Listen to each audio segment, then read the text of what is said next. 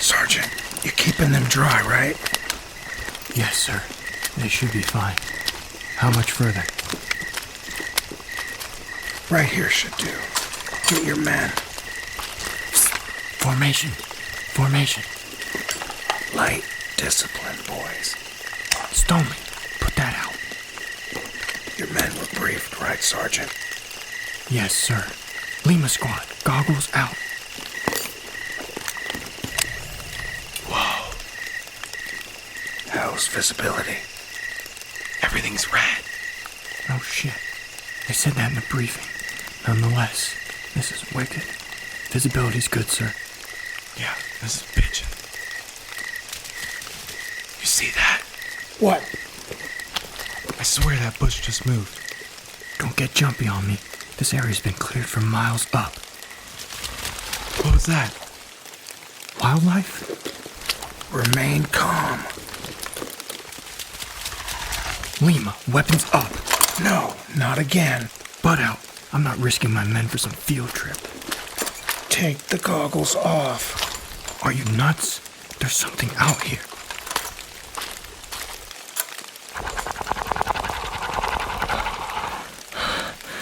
What is that?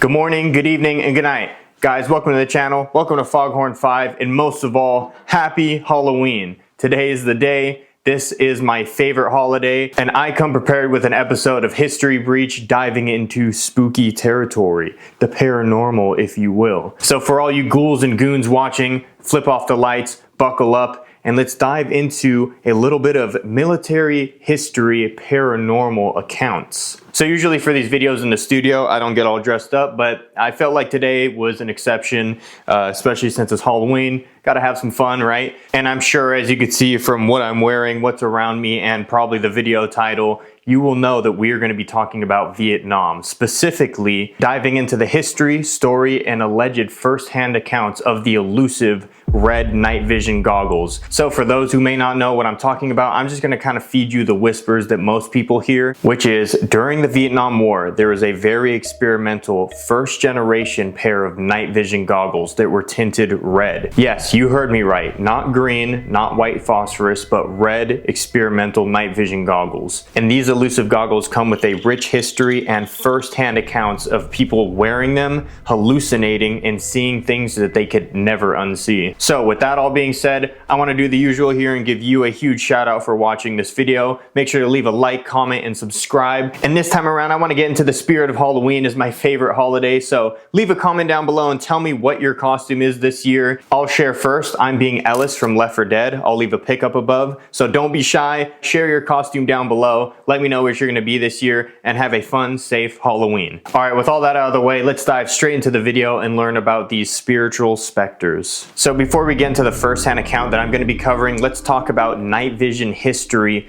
pre-Vietnam. So as we all know, the US invades Vietnam in 1965. So prior to the Vietnam War, night vision technology actually did exist even as early in World War II, such as the Germans' F.G. 1250 night vision system that was implemented into their Panzer tanks. Night vision technology didn't just exist for vehicles, it also existed for infantry, such as the US's Starlight scopes for snipers. So where does the need for night vision technology arrive in the Vietnam War? Now, as a lot of us know, the Viet Cong and North Vietnamese were very privy to their area. They knew how to set traps, they knew how to hide, and most of all, they knew how to move at night. This was crucial for them. The US is a huge established military versus a small group of insurgents. And the key thing that we have that puts a wrench into all small insurgencies' plans is air power. The North Vietnamese and Viet Cong knew if they tried to fight, move supplies, or operate during the daytime, our air power would absolutely overwhelm them, especially during the Vietnam War where the Americans' carpet bomb button was set to fucking wumbo,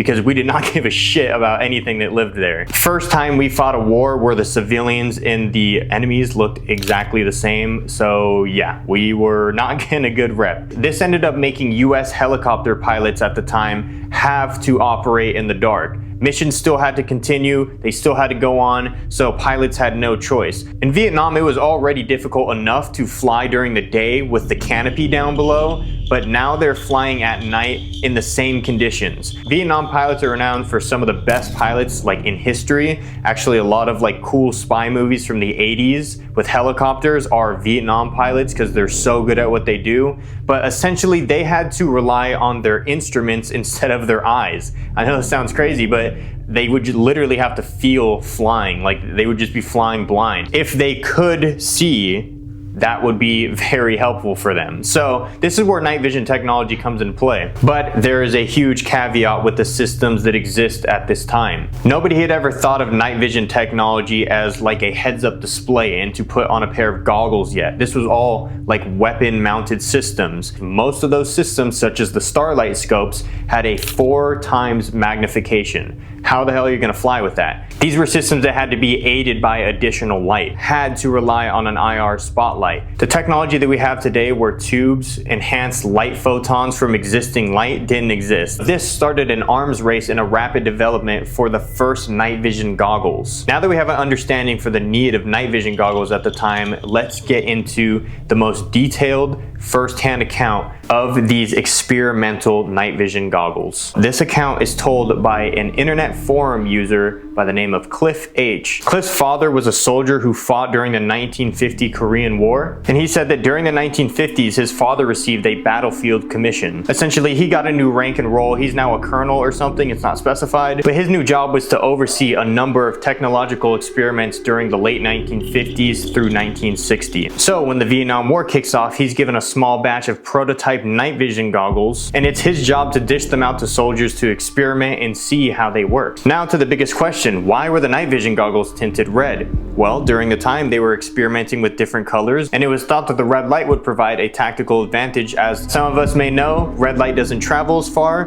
Red light is primarily used in the dark for military units. Even in Vietnam, their little flashlights had red gels that they could throw over them. And not only that, it was said that the red light was easier to emit and easier on the equipment. It, drew less power, that sort of thing. It's also noted that these night vision goggles had a primitive thermal capability. Apparently you would flip up a yellow screen and you would be able to see the outline or heat signature of a person or some sort of animal. So on the first round of testing, Cliff's dad assigns a helicopter crew as the target, 2 gunmen and 2 pilots. This test flight was solely to enact a first-hand, actually trying it with real people scenario for these night vision goggles. They were not flying into any active combat area. They were only hovering around their base and into known safe areas. It's also noted that they were flying with a group of helicopters. It wasn't just them doing this test flight. So obviously Cliff's father is in the helicopter with them, and they start the mission. They take off, everything's going smooth. Once they ascend and reach a safe and suitable altitude, the order is given and all 4 crewmen flip down their night vision goggles and try them for the very first time. After a couple minutes of testing, flying, some questions such as how is the depth perception on them, the door gunner miraculously starts firing his machine gun. Obviously the crew is freaking out because of this bizarre reaction, but what strikes a deeper chord is this door gunner is not shooting down at the ground, he is shooting wildly off into the sky. The North Vietnamese and Viet Cong do not have any air power. The crew is trying to get this gunner under control. Everybody's yelling ceasefire through the microphones and he's not stopping. Cliff's dad literally gets up and forcefully pulls him off of the machine gun to get him to stop. Cliff's dad then removes the night vision goggles off of his face and sees a notable expression of terror. Minutes later, the experimental exercise is put to an end and the helicopter fleet is all told to land. Once on the ground, the rest of the helicopter crews are questioning, why were you guys almost shooting at us? Cliff's dad then orders the rest of the men to leave except for that one door gunner to ask him what he was doing. Why did he do that? And what that gunner said stuck with Cliff's dad for the rest of his life. He allegedly saw rising above the night's canopy indescribable winged creatures. And he didn't just see them, he said that they were flying towards them. In that door gunner's own words, to describe the creatures, he said devils. Surprisingly enough, this would not put an end to testing these experimental night vision goggles. Higher ups approved continued test runs, and it's not really known if they acknowledged this account, if they cared about it, if they took it as a credible source. At the time, the military was aware of the American culture, or better described, the anti-culture, where people were experimenting with psychedelics, drugs, heroin. All these things were taken into account. All these could be reasons why one soldier's experience couldn't be, like a credible source. But it is important to know that Cliff's father was surveying multiple crews. He was looking for people that didn't show signs of drug use. He was picking credible people. Now, it's said that there's accounts of people who did use these goggles and didn't experience a single odd phenomenon. But as I said before, that crewman's one experience didn't put an end to the experiments. There were plenty test runs done with more helicopter crews, and maybe more notably, some of the infantry ground crews that would be doing test patrols, would conduct routine treks through forests and areas that they knew were cleared of enemies. While testing these goggles, they would claim to see shapes, even lights, figures darting through areas that they knew were safe. Even some soldiers, after hours of hiking with these goggles on, would swear to even hear sounds along with these weird shapes. Most experiences with that yellow thermal filter would result in heat signatures going haywire, outlining non-living things, and overall just being very hard to read. Whether the military believed these accounts, saw them as hoax, or even just brushed them off with scientific explanations such as, you've had the goggles on for all night, you're probably going to see something weird. Inevitably, the entire red night vision experiment is canned, and it's then replaced with the more known green night vision goggles. But lastly, maybe the most important account of all this was from Cliff's dad himself. One of the last times Cliff's dad had his hands on them, he decided to try them himself. He was at base in Vietnam and decided to grab the night vision goggles and walk out to a fairly open field to try them on himself. And if all the rumors and accounts weren't terrifying enough, this decision would inevitably haunt him for the rest of his life. Upon turning on the night vision goggles and staring off into the forest roughly 100 meters in front of him, he started to see, within a couple minutes, figures darting between tree trunks, foliage, and even creatures flying above the canopy. He would remove the goggles and put them on and off again.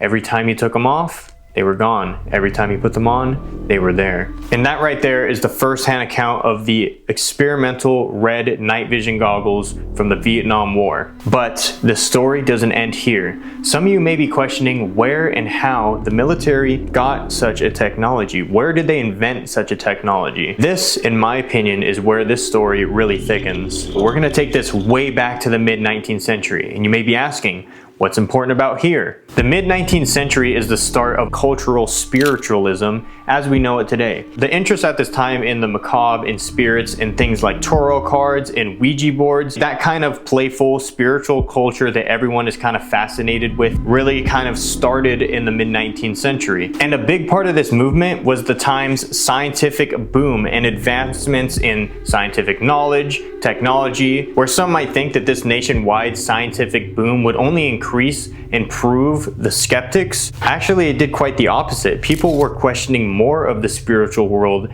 because of all the things that they were learning at the time. People were genuinely discovering the unthinkable at the times. Medical and scientific breakthroughs that had never been thought of before were being figured out at this time. So it only expanded the minds of people who were interested in the spiritual world to dig deeper. And this leads us to a man and scientist who goes by the name of Walter Kilner. In the late 19th century, Walter Kilner lived in London. He was the head of electrotherapy in the St. Thomas Hospital. Kilner's discoveries and experiments with electrotherapeutic treatments were cutting-edge medicine at the time. He literally became a member of the Royal College of Physicians in 1883 because of his discoveries. So for those who may not know, shock therapy is a little outdated nowadays, but this is the study of harnessing electrical currents and unseen energy and directing it into the human body to see what happens. It was common knowledge at the time that the human body uses electrical impulses to control things such as your nervous system, and Kilner, a scientist who studied electrical fields, started to question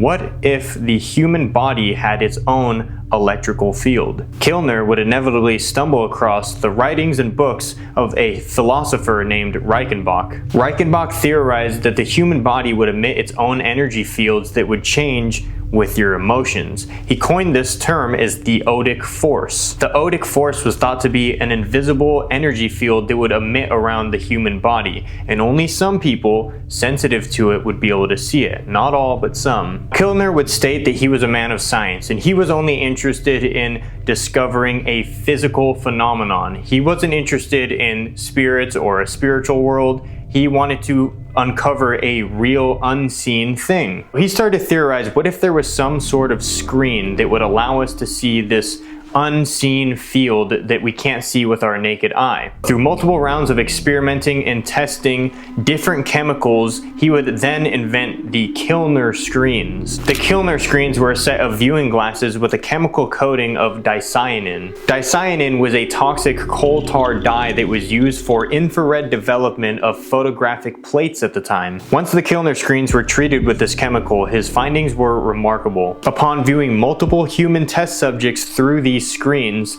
the human form was reduced to a black figure. Kilner said he clearly saw a glowing emanation of light radiating a couple inches from his test subjects' bodies. This was the odic force that Reichenbach theorized. Kilner would name this light phenomenon the aura, and he would go on to prove Reichenbach's theories by viewing different test subjects with different moods and say that there was a notable difference between the light that was emitting. He also stated that everybody's aura was a little different. It's basically due to a wave frequency, which is kind of true. Sound has a certain wave frequency, light has a certain wave frequency. There's even frequencies that we can't see or experience, such as IR, and there's even ones that we can't see but can experience, such as microwaves or radiation. He explained that the Kilner screens were a way to view a certain frequency that was invisible to the human eye. He even theorized that some animals could experience this frequency and could be the answer to why your household dog or cat know what you're feeling and can sense your mood, and to some could even see a spirit or something out of this world. But in the end, Kilner's book and experience was met with a fair share of criticism. Other scientists who have claimed to recreate the Kilner screens not be able to see and recreate the same thing that he was seeing. Nobody else that allegedly tried was able to recreate the same aura that he claimed to see. But all in all, Kilner officially failed to provide his actual screens in front of any actual other credible sources, and nobody else was able to recreate what he saw. It's kind of a mystery as to why he didn't pursue showing this to credible sources, but some think that due to his old age at the time, maybe he was incapable of actually physically being able to show people, or some other factor. And in the end, Kilner's discovery on auras and the odic force has just been chalked up to be a pseudoscience and not a provable science. So how does this all tie into the red night vision goggles in Vietnam? Well, I'm sure you guessed it. The military is exceptionally good at exploring all types of weird things to get what they want. The goggles lenses were coated with the same chemical, dicyanin, that Kilner found to be able to view auras and to some even spirits. Me personally, I find that to be crazy and super eerie. And for the skeptics out there who said that Kilner's discoveries weren't able to be recreated, well, that's just exactly it. Who knows if they were able to perfect what Kilner actually found? Nobody was actually able to observe the original Kilner screens, and that's if the people who claim to have recreated it actually did it right. And if we could imagine the technological jump of 1911 to 1965, I'd imagine our capability of coating lenses with chemicals perfectly increased a lot, probably even better and maybe clearer. What did those soldiers really see? At first, when I heard the accounts of the red night vision goggles, of course I was skeptical, but it's deeper and rich history with the very minimal documented Kilner glasses and that technology being combined into the night vision goggles. It only opens your mind up to what the hell could they possibly have been seeing? Have you remained skeptical throughout this entire video, or do you think that just the right amount of technology and chemicals allowed us to peer into a world that we were never meant to see? That's all I got for you guys today. I hope I was able to spook up your Halloween with a fun military history story. If you liked this video and you're interested in more military paranormal history, I got a couple other tales that I would definitely be down to tell. Make sure to check out the description down below. Hop in the Discord. We got a really cool, friendly, growing community down there. Hit that like button on your way out and comment your costume down below. I want to see some good ones. Happy Halloween, guys. Catch you in the next one.